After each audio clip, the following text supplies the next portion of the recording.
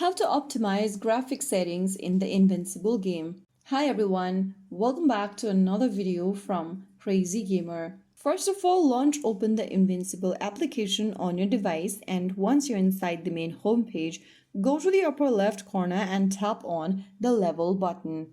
Now this will open up this expanded menu where you'll be able to see your player name, progression, and other info.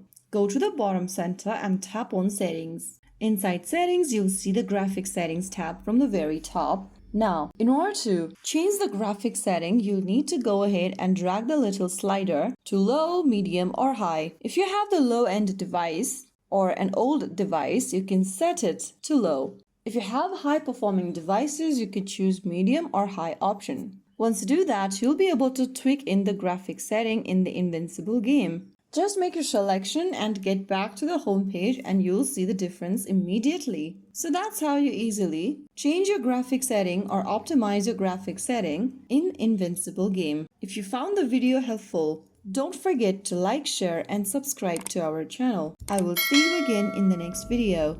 Stay tuned and thanks for watching.